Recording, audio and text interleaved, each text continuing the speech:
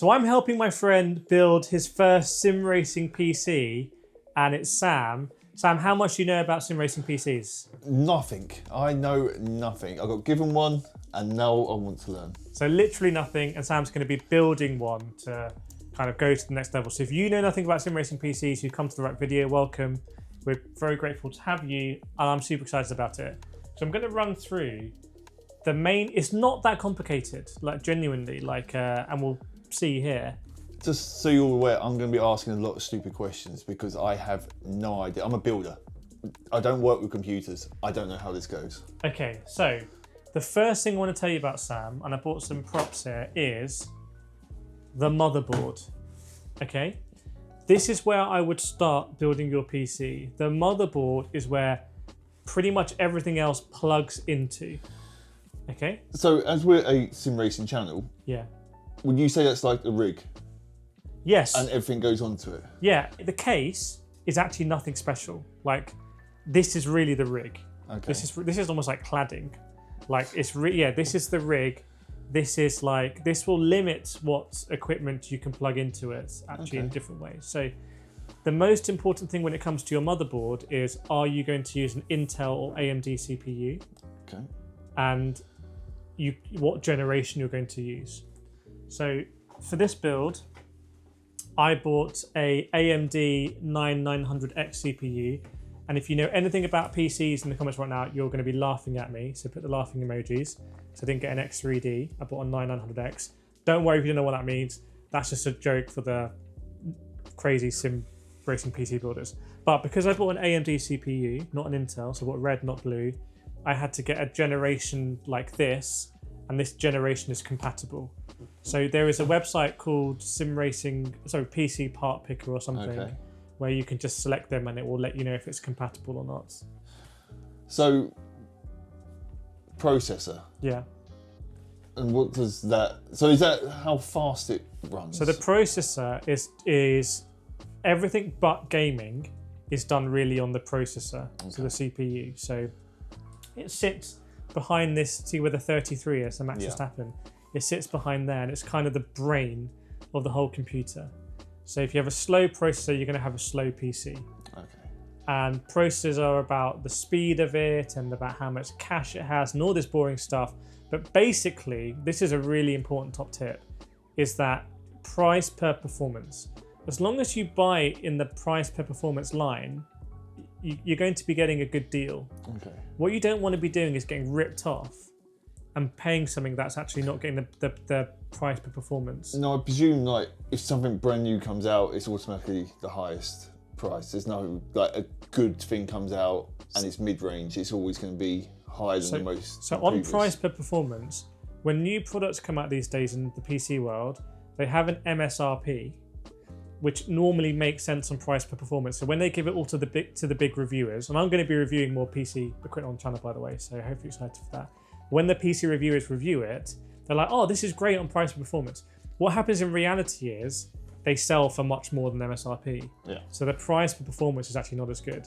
So new products you've got to be wary of. However, when you look at older products in the store, they're often actually selling at MSRP or below. Okay. So the price per performance can actually be So better. So how long? Like I said, I don't know anything about this. How long does it kind of stay relevant nowadays? Because I know years ago it used to be if you bought something new this year, it would be out of date next year. Is that still the case? Or I think this is going to stay relevant for at least 3 years. For what I need to do, 3-4 years, and that's running a YouTube channel with like 100,000 subscribers. Make sure to subscribe, not subscribed already. Like, I think this is 3-4 years at like that high end, and that's me from experience on seeing things getting older. There is one part in this PC that is really will need to be upgraded much sooner than that, which we'll get into. So combination, choose your CPU and your motherboard. They have to be compatible. Like, it's really important. So they go in generation to generation. This is compatible. I spent about £400 on this and about £500 on this. I probably spent too much money on it. But the other thing that's important for me on a motherboard is how many ports there are. So you actually have on the side of your motherboard, you can see here, that's all the ports. So USB, HDMI, like what speed, and because I'm running so many cameras and microphones and sim racing equipment and lights, audio, I need a lot of ports. That's why I spend a lot of money. See all these things coming outside. Normally you won't need that many, but that's why I end up spending a bit more on it. So motherboard and CPU, sometimes they do bundles as well. Okay. So you can get a little bit cheaper sometimes. But are bundles worth it? Or Normally not. I'm surprised. I'm surprised there's not better bundles. I keep hearing something about M.2. Okay, so I don't know what that is. So we're going on to hard drives now. So if you don't know, this is what a hard drive looks like nowadays. That's 4 terabytes, which is massive, and that's an M.2 format hard drive. But what does M.2? I keep reading about getting them, but I don't know what it means. M.2 is just the form factor. So it's basically a little thin stick that you can't see on my PC because it's under the graphics card here, but it's just there. And you basically just slot it into your motherboard. So it just slots in. So it's super easy. You don't even need to plug any cables into it. It just slots in and it has a connector. It's like putting an SD card in your phone or your camera. It's that simple. So hard drives, I recommend everyone gets these. Now this is quite expensive, this one I bought, because it's 4 terabytes, but you can get a 1 terabyte for like £50. So they're faster, it's a new generation. Don't get an old school hard drive that's gonna have the clicking noise and everything. Like, this is the new generation, so I would genuinely get one of those. Okay. All of this, by the way, here I paid for. There were some items that some companies had helped me out with for free, but it does actually say M.2 on it as well. Yeah. So you can see where I've spent the money, like what I think is important. Okay, Sam, so we've got our motherboard. We have our CPU attached into it, which is our brain. We have our hard drive attached into it, which is our storage. What we need now is memory. And that's these things here you see flashing up and down. So this says Dominator on it. This is an item that was supplied to me by Corsair, who wanted to help me out. Now, RAM is actually relatively cheap these days. The big question is, how much do you get? Okay. I wouldn't get less than 32 gigabytes. I think here I have 64. I wouldn't get less than 32. And I would lower the speed. There's all like different speeds you can get. I would lower the speed to make sure you get 32. Okay. Because for sim racing games, if you want to be running it, big fields, etc., just get 32 gigabytes if you can. And that's safe.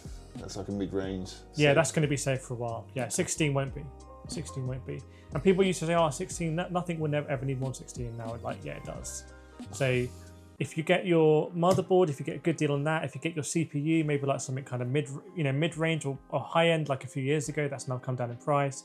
Get you 32 gigabytes of memory, get your 1 terabyte hard drive here, because your motherboard will probably come with 2 or 3 slots. So you can start with 1, and if you need more later, you can add more slots.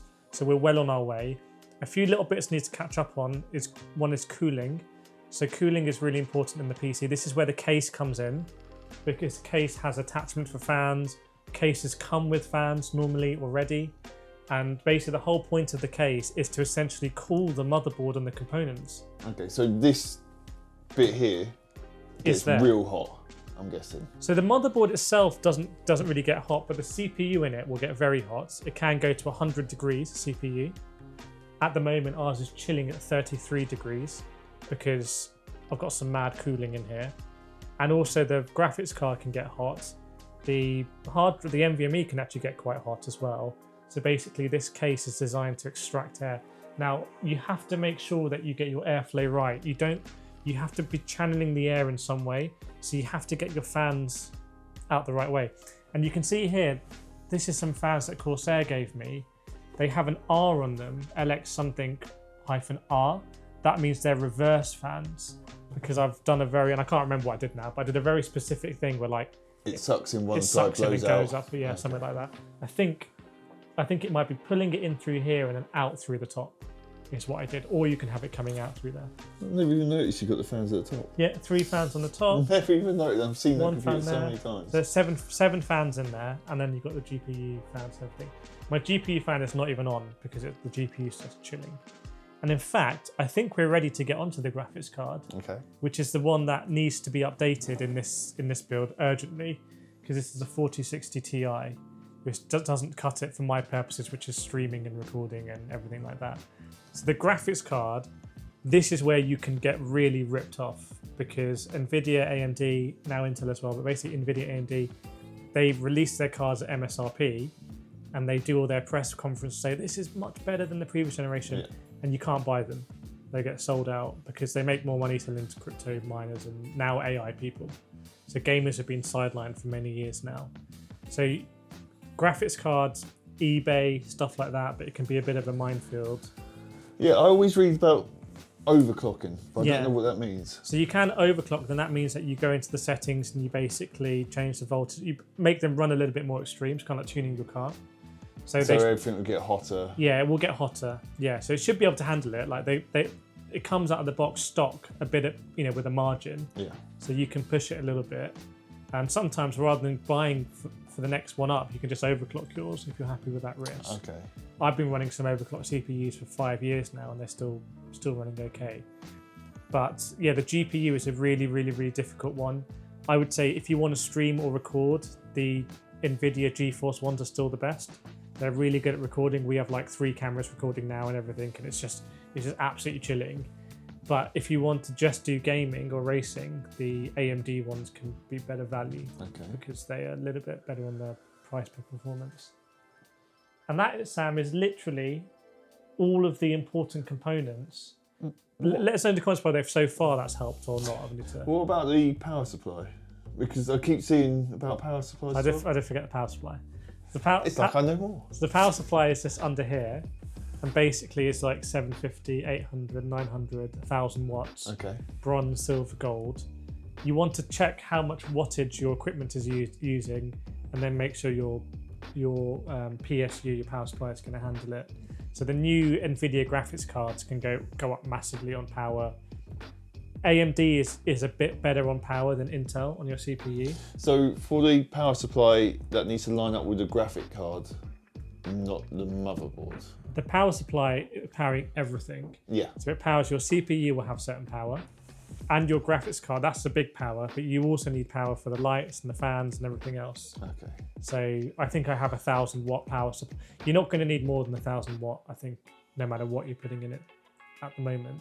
However, you can get a 750 watt for cheaper, but you don't want to be running close. Yeah, you don't need to be too close and too fine margins. Yeah, you want to give yourself a bit. You don't mess around with your power supply, because basically, if you have problems with your power supply, you might break everything else. So you actually do want to give yourself a tolerance. It's not worth movement. Yeah, it's not worth like keeping it there. I have some extra goodies here. I have some Ava Media, who are now actually helping us out with some equipment as well. Some capture cards that captures this camera up, and we shouldn't move it around. And other things that plug in, obviously your game controllers, card readers, and all that kind of stuff. The case will come with some ports as well. Yeah. So worth mentioning, because Corsair did provide us with some stuff, is that they have an IQ system, which if you can see some of these white cables, it's a lot easier to connect everything with the IQ system than not the IQ system. That's just a fact. They've invented a new way of connecting it. If you don't use the IQ system, you need to connect everything into the motherboard, and it gets very messy. Confusing. Yeah, and confusing. Especially for someone like me. Yeah. Someone like you would actually find IQ a lot simpler, because it's kind of foolproof, and you just connect it and it just works. Okay. Whereas here you could connect it into the wrong bit, and you're like, oh, why is it not working? And then you see the sort of red number. You have to look at the red number and look at the manual and be like, oh, it's because of this and everything. So it's always a scary moment when you press it for the first time, and I've built them sometimes and nothing happens. You're like, oh, okay. Oh, it makes it really sad. But I've always got there in the end. Yeah, so for me, this is, like I said, this is all new. I don't actually know anything about it. I will be using KIRETH'S to brainstorm, basically. Yeah, I mean, interesting. Let us know your PC build questions in the comments. Like I said, I'm going to be doing more reviews of equipment and whatnot on the channel, because I think it's helpful in sim racing, and I've been doing a lot of it over the years, not made too much content on it. So I'm really excited for that. Hope it helped. We'll see you next time.